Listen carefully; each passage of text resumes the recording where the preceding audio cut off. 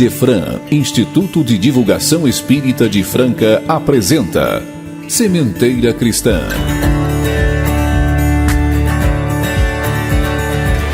Prezados ouvintes, o Sementeira Cristã ampliou sua equipe. Eu, Eurípides Mendonça e Nara Carlone contamos com a participação de Thales Andrade, Sônia Lúcia Rodrigues, Euri Carvalho, Cristiane Gonçalves Neves Peroni, Andréia Brito e João Vaz para oferecermos a vocês luzes do Evangelho de Jesus em seus lares. Sementeira Cristã, com edição e gravação de Ricardo Fadul e João Henrique.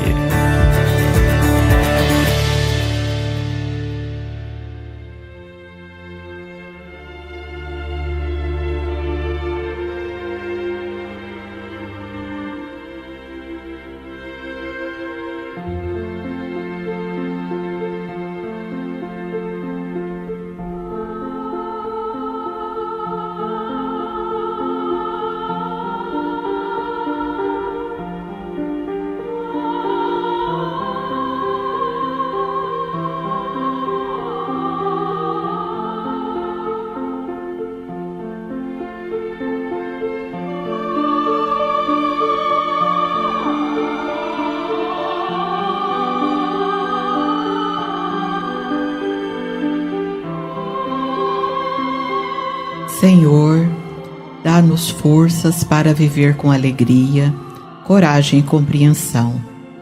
Que nós não percamos a fé em Deus e tenhamos a vontade para servir ao próximo e discernimento para trilhar o melhor caminho. Que nós nada façamos que prejudique ninguém e que aprendamos a não nos queixar das dificuldades que surgirem em nossa vida. Sinta, Senhor, que nosso coração de aprendizes deseja melhorar para servir mais em sua seara de paz. Que a sementeira de luz, hoje aqui oferecida, sirva para todos nós como esperança e otimismo nos corações de todos os lares que estão sintonizados. Assim seja.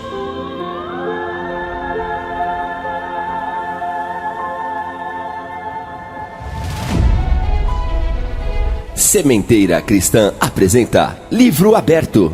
Respostas que esclarecem nossas dúvidas. Na seção Livro Aberto, destacamos a questão 963 de O Livro dos Espíritos. Pergunta: Deus se ocupa pessoalmente de cada homem? Não é Ele demasiadamente grande e nós muito pequenos para que cada indivíduo em particular tenha aos seus olhos alguma importância? Resposta: Deus se ocupa de todos os seres que criou, por menores que sejam. Nada é demasiado pequeno para a sua bondade.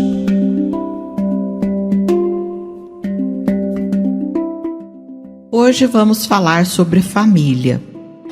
Então nós vamos começar com a poesia de Noélio Duarte sobre família. Família, família, todos temos, dela viemos. Nela nascemos, então crescemos. Para uns, a família é só o pai. Para outros, só a mãe. Muitos só têm o avô, mas é família, sinônimo de calor. Tem família que é completa, repleta, discreta, seleta, aberta. Outra é engraçada, atiçada, afinada, engrenada, esforçada, empenhada. Mas tem família complicada, indelicada, desajustada, desacertada, debilitada. Família é assim. Família é lugar onde convivem os diferentes. Um é sorriso, outro é tristonho. Um é exibido, outro inibido. Um é calado, outro exagerado. Um é cabeludo, outro testudo. Um é penteado, outro descabelado. Família. Família é assim. Nunca é possível contentar, pois onde há diferenças, haverá desavenças. Como a todos agradar? Mas entre todos os valores cultivados entre nós, há algo como uma voz muito enfática a dizer: cultive a educação, faça lazer, haja afeição, dê carinho, tudo aos seus. Nesta poesia vimos um pouco o que é família, mas vamos saber um pouco mais. Emmanuel nos diz, em seu livro Vida e Sexo, que de todas as associações existentes na Terra, nenhuma talvez seja mais importante em sua função educadora e regenerativa do que a constituição da família. Desta constituição, na qual dois seres se unem, vinculados pelo afeto, surge o lar, garantindo os alicerces da civilização. Essa união possibilita os mais elevados programas de ação do mundo espiritual. Através da paternidade e da maternidade, ambos adquirem mais amplos créditos da vida superior. E, na arena de lutas, todos são impulsionados ao progresso e ao burilamento do espírito. A família, podemos dizer ainda, é formada de agentes diversos, isto é, nela se reencontram afetos e desafetos, amigos e inimigos, para os ajustes indispensáveis ante as leis divinas. Kardec diz que a família, antes de tudo, é um encontro de espíritos. A família, na visão kardecista, é uma reunião de espíritos afinizados em níveis de moralidade e evolução. Na compreensão kardecista, dentro de uma possível programação pré-reencarnatória, muitos filhos escolheram as famílias em que se encarnam, dentro da relação afetiva e sintônica, que estabelece as ligações emotivas das pessoas. Em consequência disso, e será sempre o educandário valioso da alma. Então, vejamos, como estão nossas famílias hoje? A estrutura familiar mudou. O velho modelo família nuclear, apoiado no pai, mãe e muitos filhos, mudou para reestruturada, ou a chamada família recomposta. Mãe solteira e filho criado por avós, pais separados e filhos criados pela mãe, pais com novas uniões e filhos convivendo com madrasta e pai ou padrasto e mãe, filhos convivendo com meio-irmãos, uniões de pais tendo outros filhos, etc, etc. Filhos com babás, pois os pais não têm tempo. Filhos em escolinhas o dia todo. É uma realidade da qual não podemos fugir. A família atual sofre ataques profundos em sua estrutura, apressando as mudanças no conjunto das mutações que revolucionam o comportamento social, abalando velhas estruturas e tradições. A indissolubilidade do casamento, pregada secularmente pela Igreja, é um contrassenso, felizmente erradicada pela maioria dos países cristãos. As pessoas, até nominalmente cristãs, sem dar importância à posição das igrejas em geral, casam e descasam. A própria instituição do casamento formal, legal, é questionada por muitos. Todavia, o anseio de construir uma família e a procura de uma convivência duradoura dominam o cenário.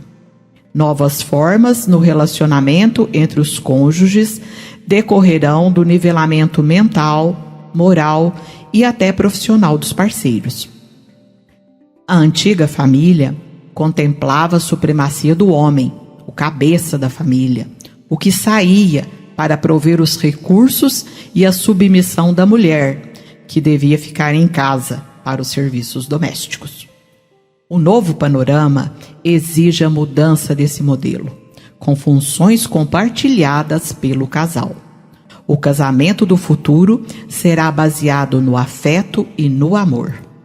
Alberto Almeida, palestrante espírita, nos orienta que o espiritismo não é contra o divórcio. É sim a favor do casamento. Porém, quando a relação está tão corrompida num nível tal que compromete o equilíbrio e a harmonia mínima dentro do lar, é preferível a separação ética para viabilizar o respeito. É melhor uma boa separação que uma tragédia para minimizar a consequência para os filhos. Pensando no plano divino da família. Esclarece-nos Joana de Ângeles que espíritos familiares podem se reunir no mesmo grupo consanguíneo para novas oportunidades de realizações evolutivas, mas que, na maioria das vezes, a família é constituída de um grupo de espíritos necessitados, desajustados, em compromisso inadiável para a reparação.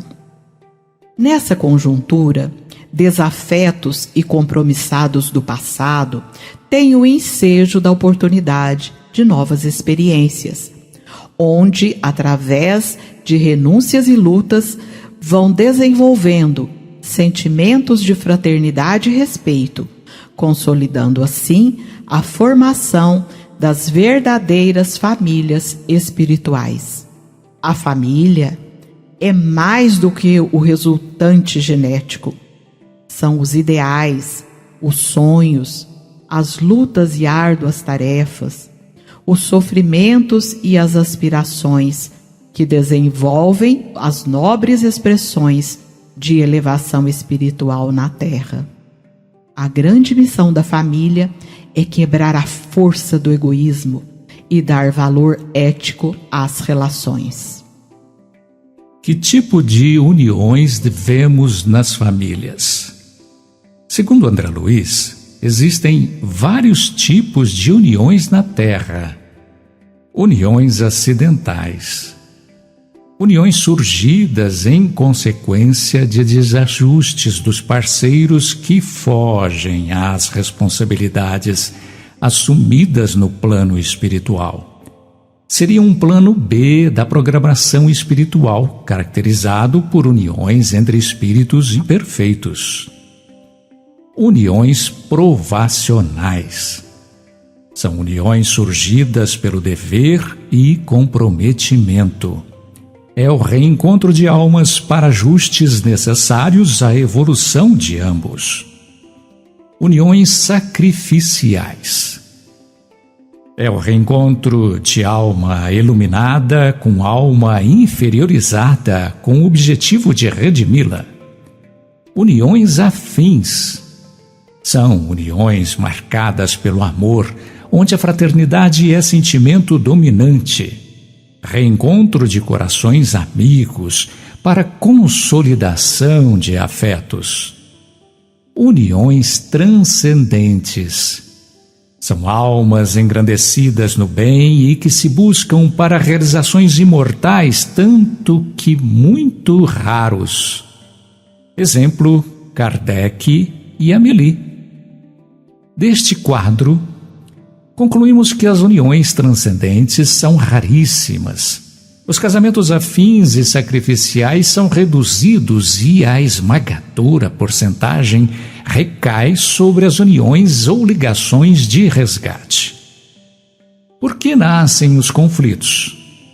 Nascem da falta de conhecimento enquanto indivíduos, da falta de tolerância, compreensão, perdão e renúncia.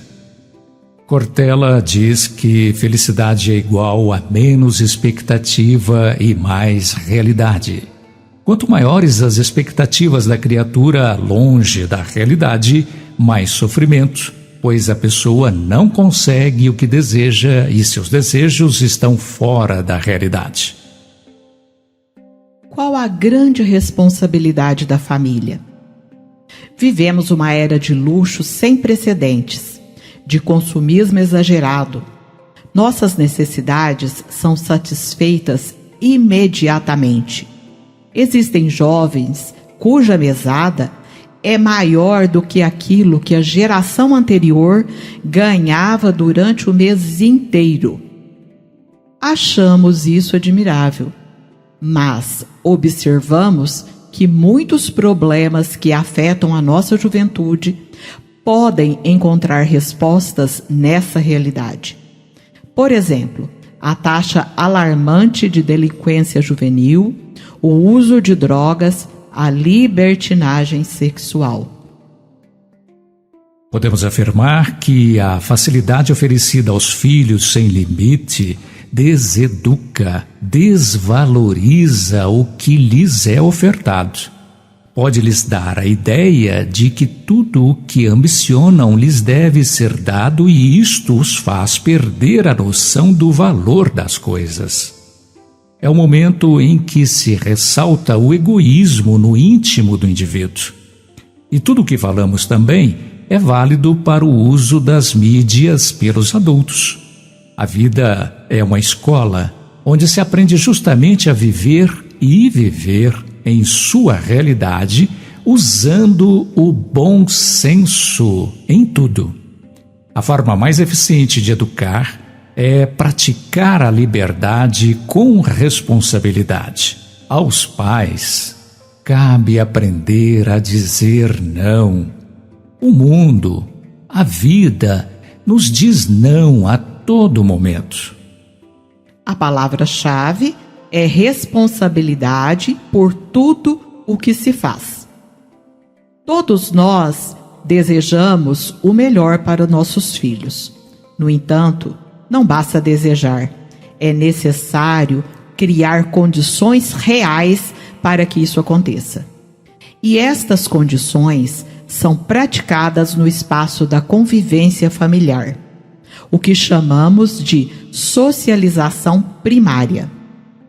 É no espaço familiar que temos a oportunidade de mostrar os verdadeiros valores, estabelecer regras e construir a necessária carga afetiva, tão importante nas relações das criaturas.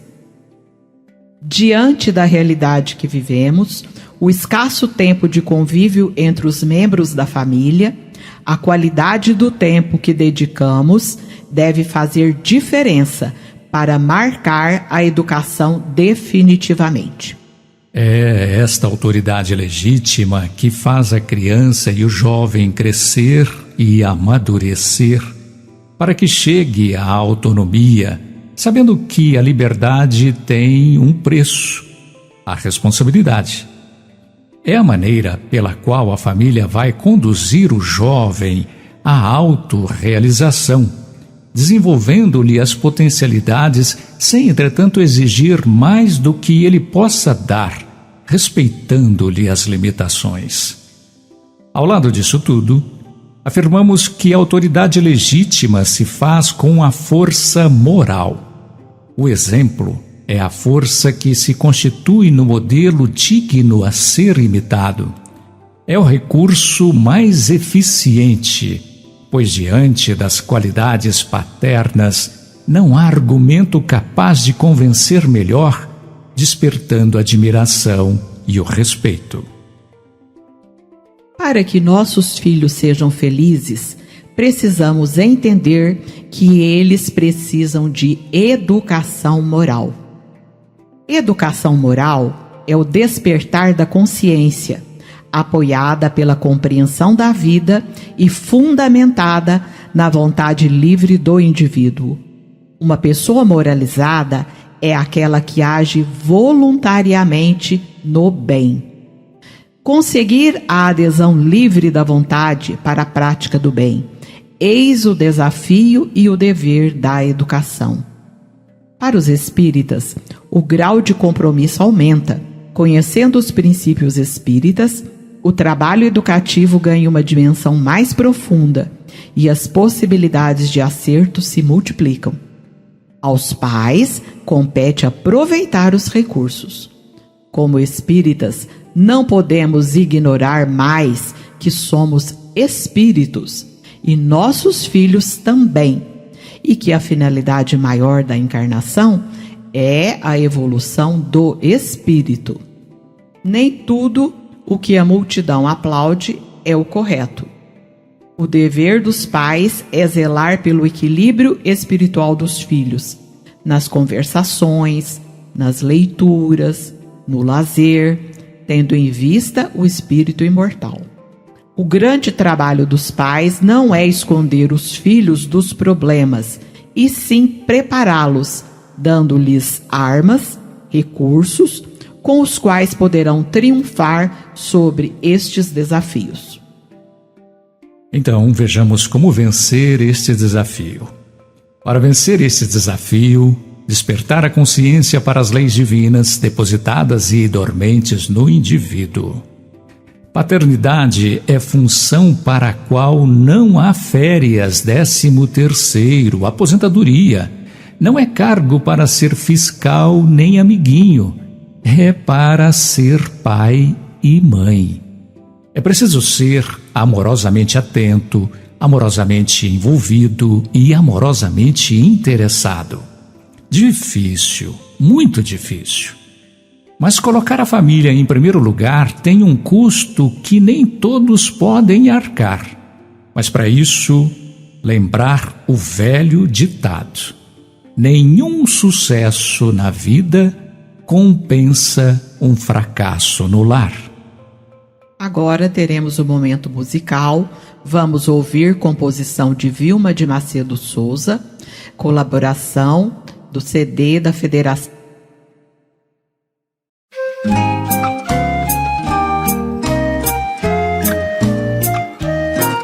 Cada um faz um pouquinho, logo tudo fica pronto. Cada um dá um tiquinho, logo pouco fica tanto. Cada um limpa um bocado e logo está tudo asseado. Um estende ao outro a mão, como amigos, como irmãos. Um estende ao outro a mão, como amigos, como irmãos. Cada um faz um pouquinho, logo tudo fica pronto. Cada um dá um tiquinho, logo pouco fica tanto. Cada um limpa um bocado e logo está tudo asseado. Um estende ao outro a mão, como amigos, como irmãos. Um estende ao outro a mão, como amigos, como irmãos. Cada um faz um pouquinho, logo tudo fica pronto.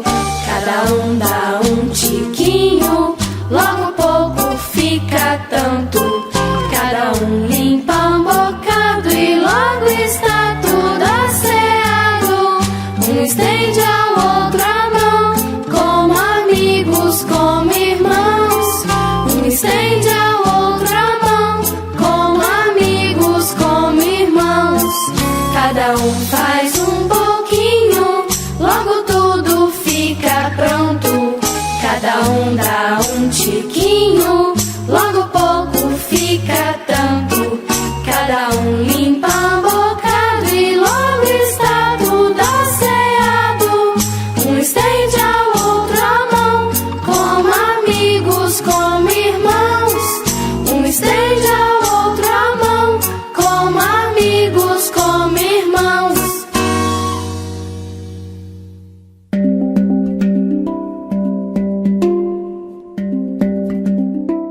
Sônia, como o nosso tema hoje é família, ainda pensando nesse contexto, analisemos. O casamento é um momento de grande alegria para todos, pois os corações de dois jovens se enchem de esperança na construção de um lar. Vocês já ouviram falar que história sem dramas não dá romance?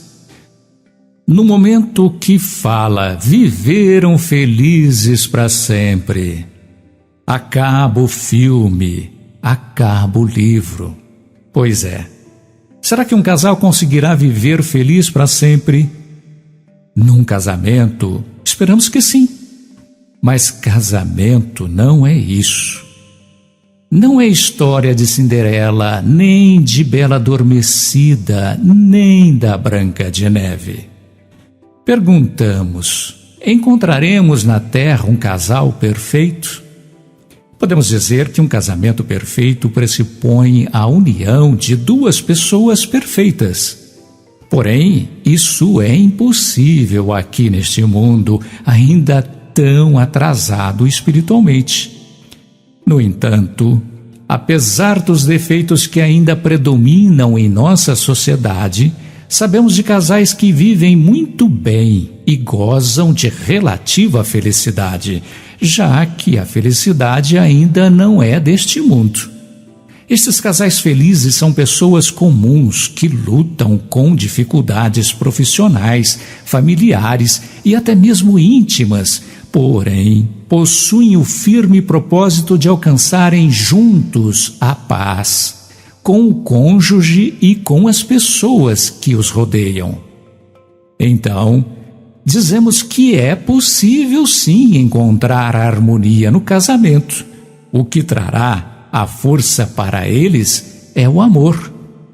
E acrescentamos: é empreender esforços cultivando em nossos corações todos os dias carinho, atenção, respeito, renúncia, paciência, tolerância e perdão. Quando se ama, se respeita.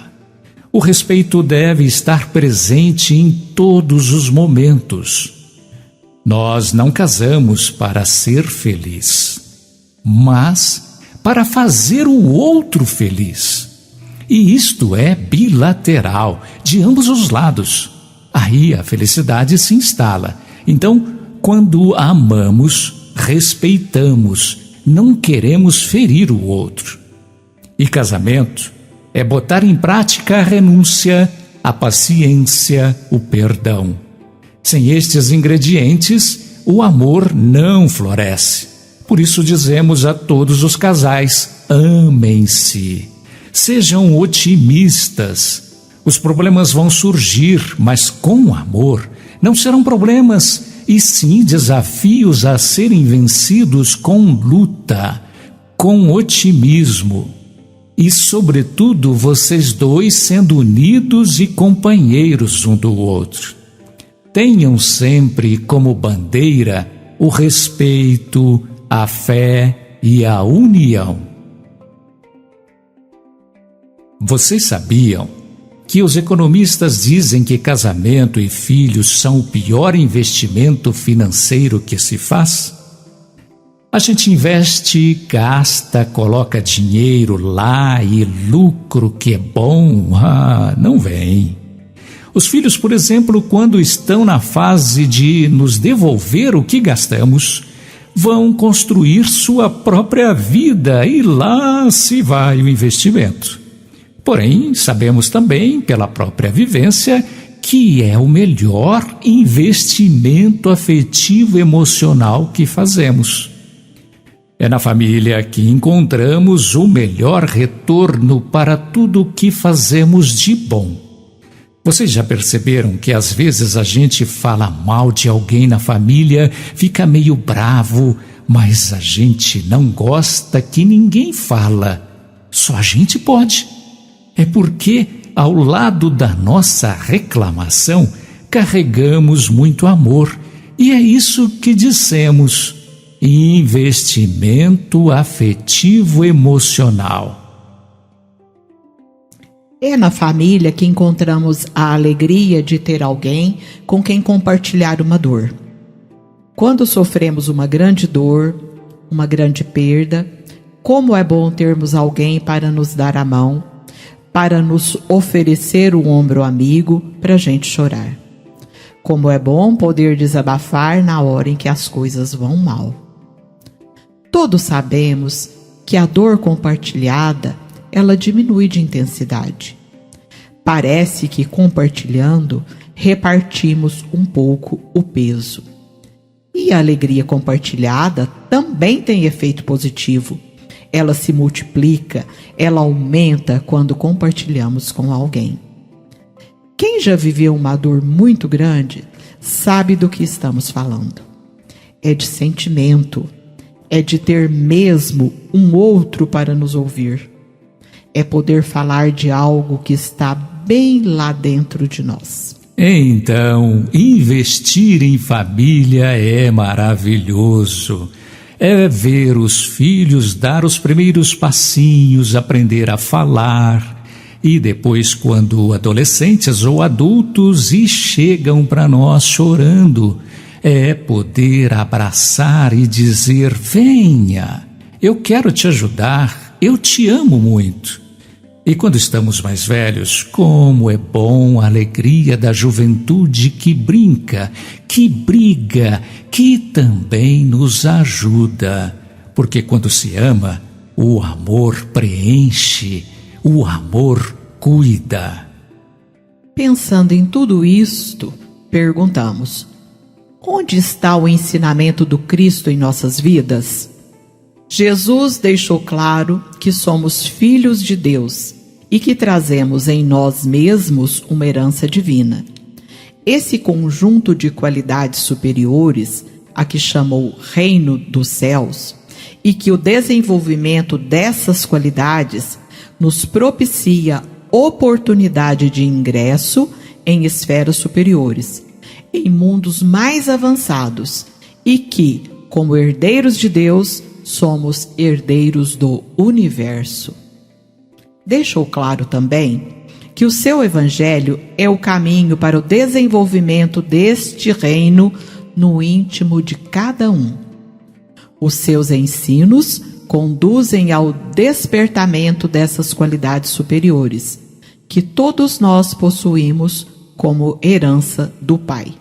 Eis porque, disse o Cristo, eu sou o caminho, a verdade e a vida. Ninguém vai ao Pai senão por mim. Naturalmente, ninguém vai ao Pai.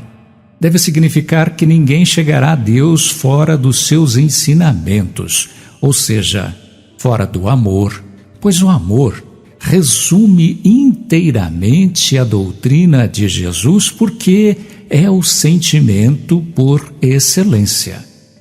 As lições de Jesus levam ao exercício e ao desenvolvimento das virtudes da alma, sintetizadas no amor ao próximo, ao mesmo tempo em que leva o indivíduo a vencer o egoísmo e o orgulho e a vibrar em sintonia com as leis divinas. Os conhecimentos da imortalidade da alma, da reencarnação, da lei de causa e efeito e tantos outros são elementos preciosos, de valor inapreciável e que vêm completar e reexplicar em termos claros as próprias lições de Jesus, não dando margem a falsas interpretações. A doutrina espírita veio restabelecer a pureza do cristianismo dos primeiros tempos, trazendo novas luzes e novos caminhos, a fim de auxiliar o homem a descobrir o reino dos céus no íntimo de si mesmo. A doutrina espírita não pode ser apenas teoria consumida, deve ser conhecimento interiorizado que reflita nas instituições sociais, inclusive na família, promovendo a transformação almejada pelos homens de bem. Temos convicção de que sem Jesus a família caminha para a bancarrota.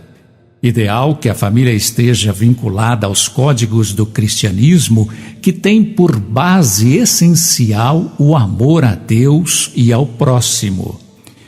Quando viger este sentimento na família, unida no lar e ser verdadeiramente a célula máter da sociedade, então a terra será a grande Canaã dos textos bíblicos. A humanidade será uma única família, porque cada grupo social estará vibrando na mesma onda, em sintonia com a mesma pauta proposta por Jesus no Sermão da Montanha. Estarão longe estes dias? Estarão próximos estes dias? Eles dependem de cada um de nós.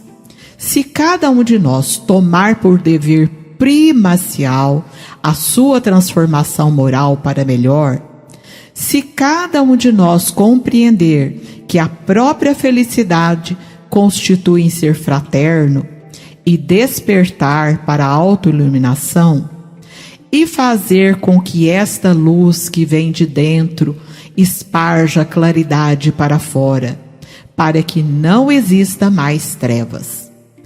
Então, nestes longes próximos dias, as bases das nossas famílias estarão fincadas no respeito.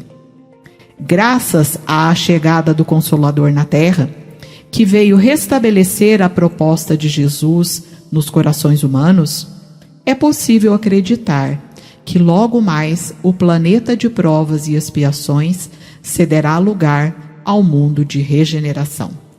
Diz o Dr. Bezerra de Menezes: não nos deixemos ficar nas trevas densas deste momento que toma conta do planeta. Acendamos a luz do amor e ela se transformará em uma estrela de primeira grandeza, em torno da qual girarão os sentimentos de todas as criaturas. Olvidemos por momentos os desafios que nos agridem, as dificuldades que nos entorpecem, as angústias que nos empurram para o abismo da depressão e abramos as comportas da irrestrita confiança em Deus. A barca terrestre não se encontra à deriva. Jesus, o nauta divino, a conduz com segurança em direção ao porto da paz. Contribuamos, irmãos, nem que seja com a mínima cota, para que se instale estes dias de luz. E esqueçamos queixas e recriminações, animosidades e suspeitas, e pensemos em sintonia com o Mestre incomparável. Em nossas mãos, em nossa fé, em nossa conduta estão as diretrizes seguras que devem ser instaladas no recinto do lar, e que as lições fecundas desta semana fiquem profundamente gravadas em nossas mentes e em nossos corações. Observa o teu culto à família e cumpre teus deveres para com teu pai, tua mãe e todos os teus parentes. Educa as crianças e não precisarás castigar os homens. Pitágoras. Agora teremos um momento musical. Vamos ouvir composição de César Tucci, Canta Clara Naline, Quando Fico Triste. CD Cancioneiro Espírita de Franca, volume 2.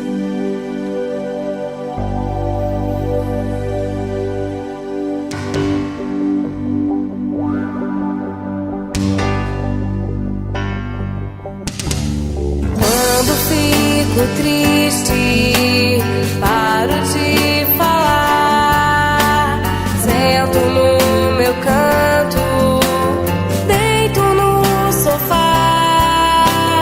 fico só pensando, lembro de você, do que disse quando o menino quis te ver. Vinde a mim, as crianças, deixem que elas venham, sim. Vinde a mim, as crianças, deixem que elas venham, sim.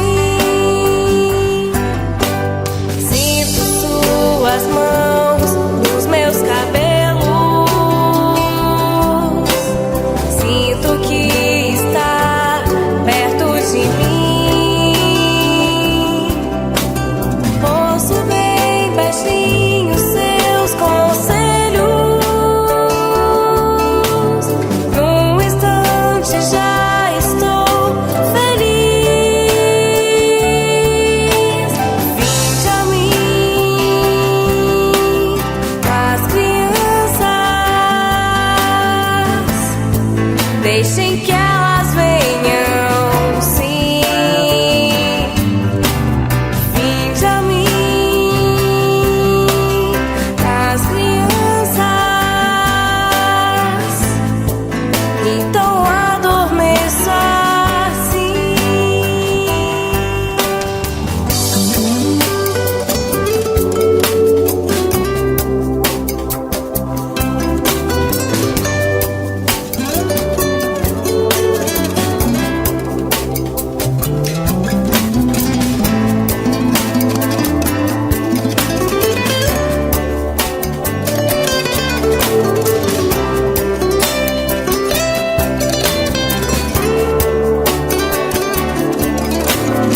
Sinto suas mãos nos meus cabelos. Sinto que está perto de mim.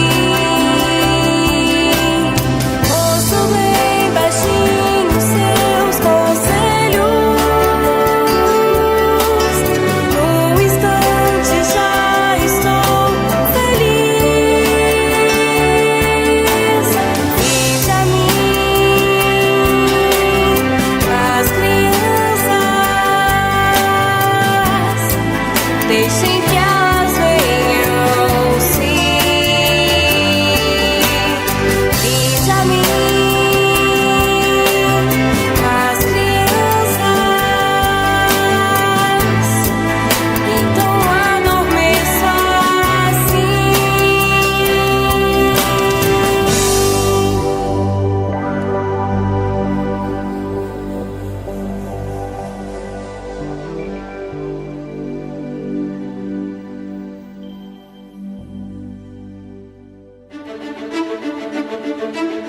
Sementeira em Foco.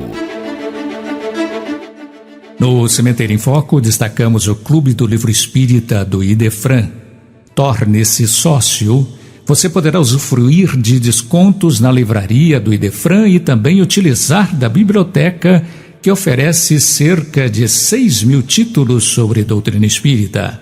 E vejam que são várias opções mensais: história, romance, mensagens, livros infantis, livros de estudo, tudo para que você possa adquirir por um preço muitíssimo barato. Ligue 16 3721 8282 ou consulte o site www.idefran.com.br. Torne-se associado. Clube do Livro Espírita do Idefran. CHB Idefran Telemensagens, utilize deste recurso e ouça mensagens de reconforto, paz e fé.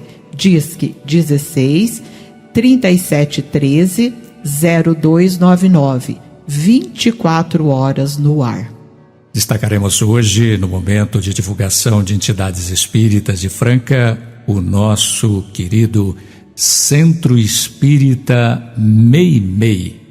Localização: Rua Zacarias Wagner, número 340, Vila Santa Terezinha, Franca, São Paulo. A data de fundação dessa entidade é 11/7/1977.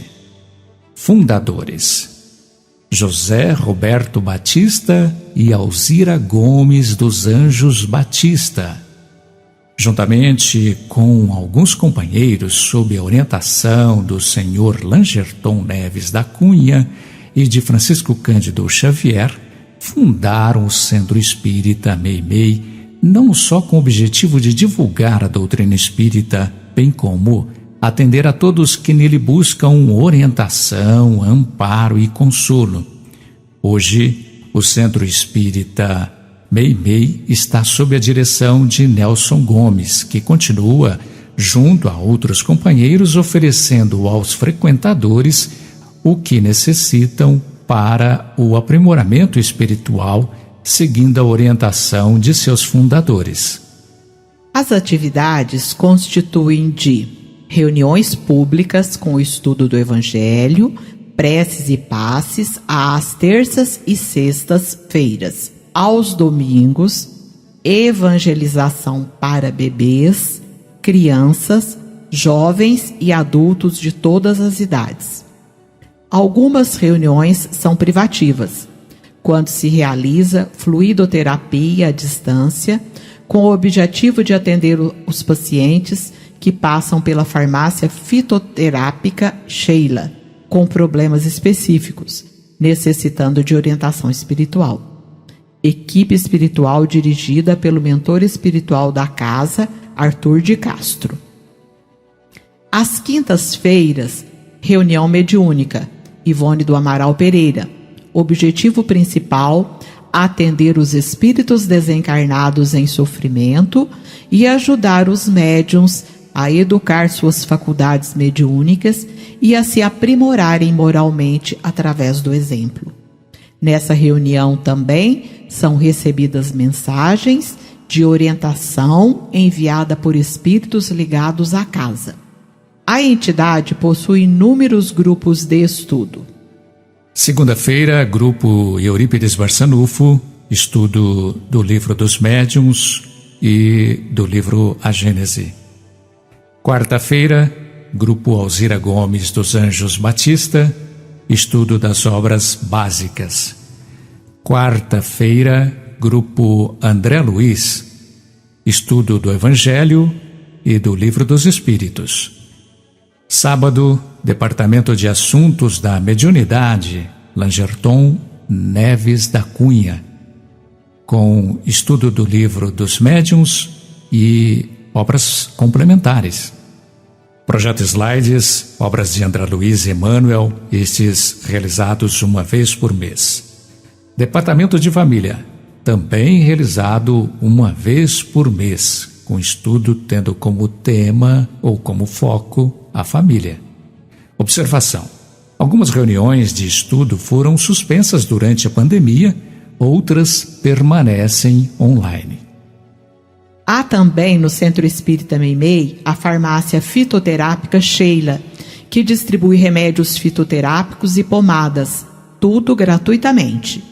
O horário de distribuição é após as reuniões públicas, mas sofreu modificações com a pandemia.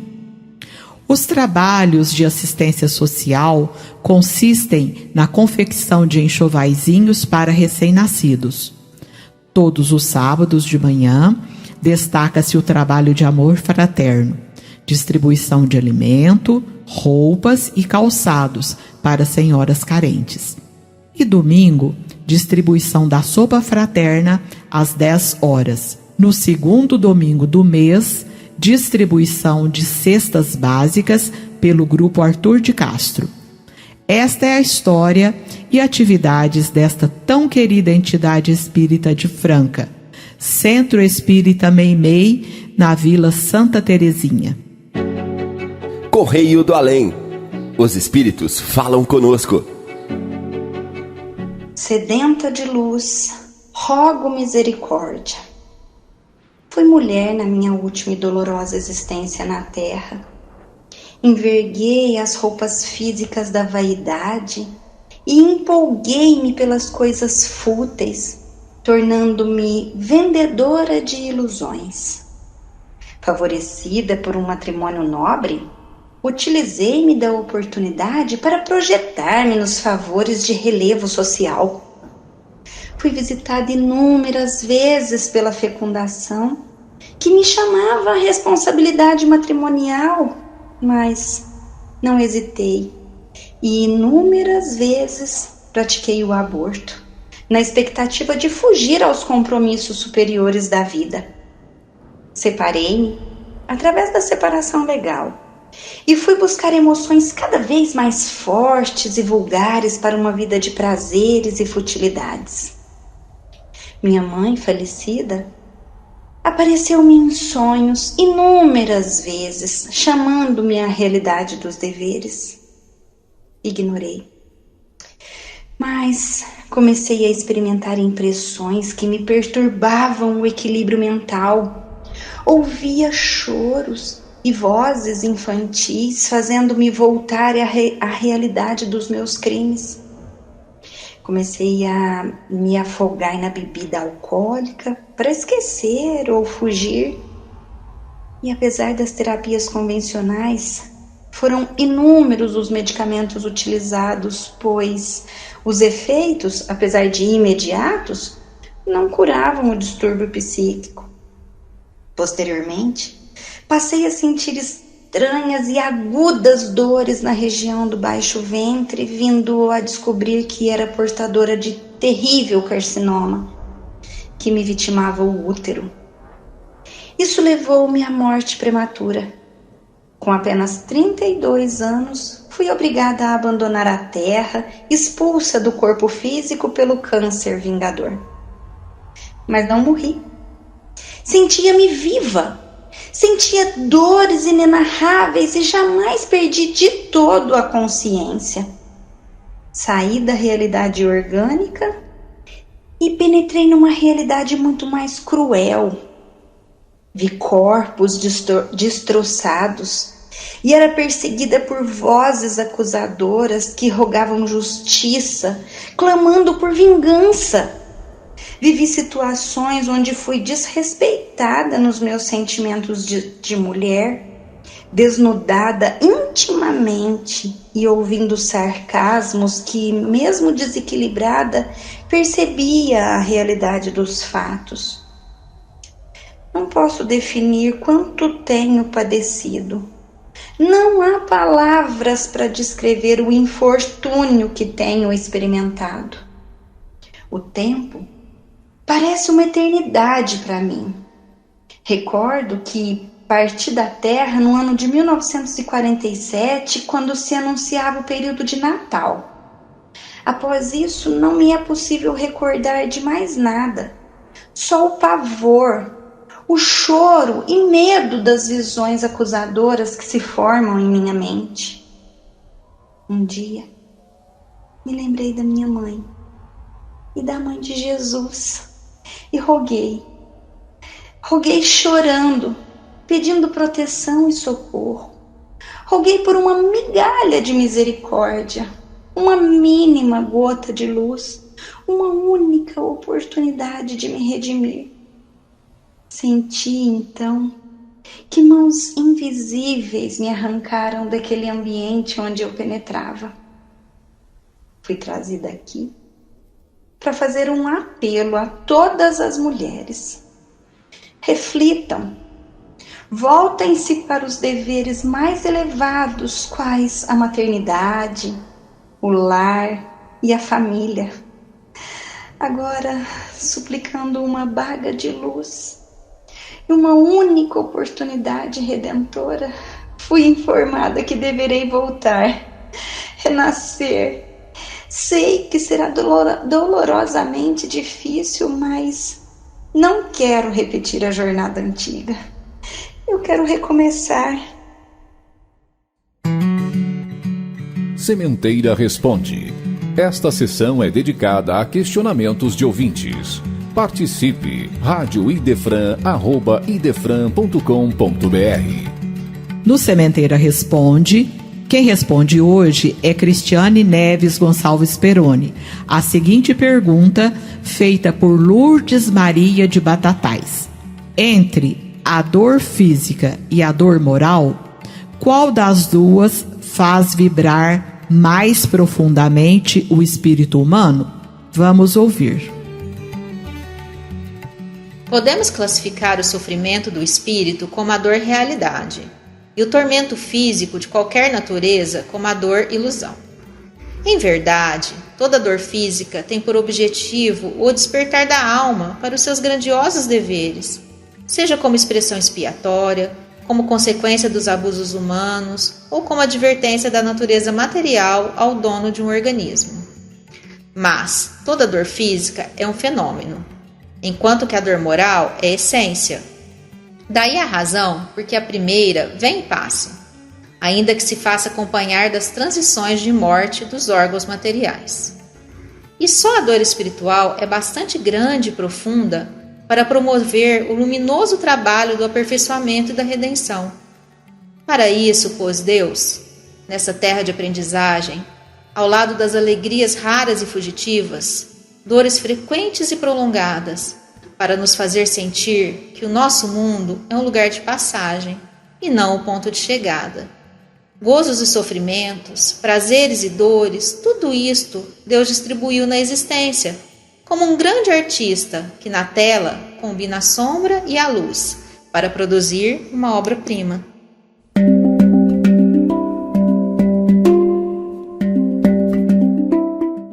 No encerramento, vejamos uma poesia com o título Lema da Felicidade, escrito por Maria Dolores.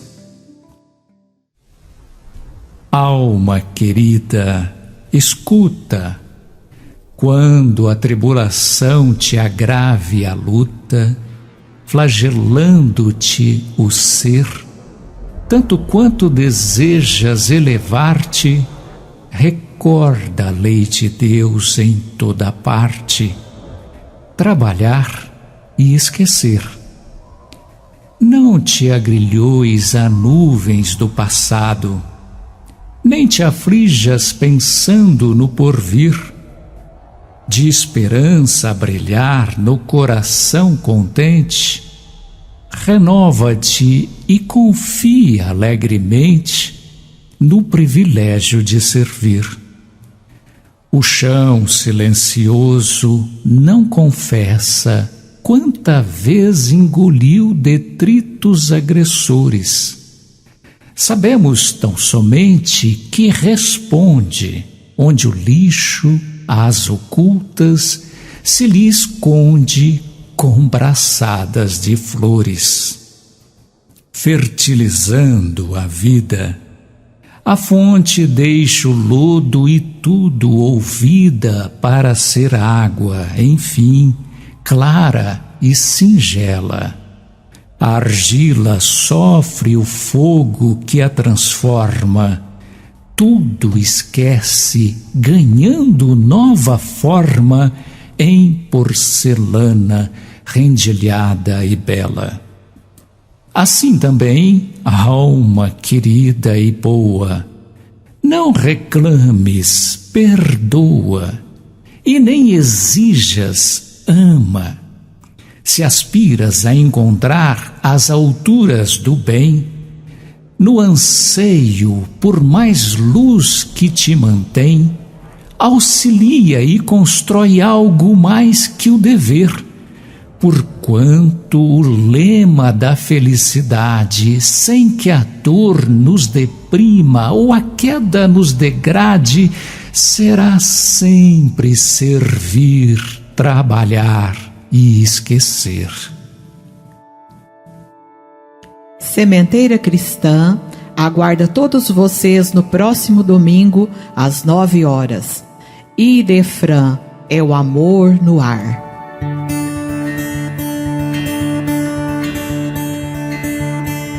Idefran apresentou Sementeira Cristã.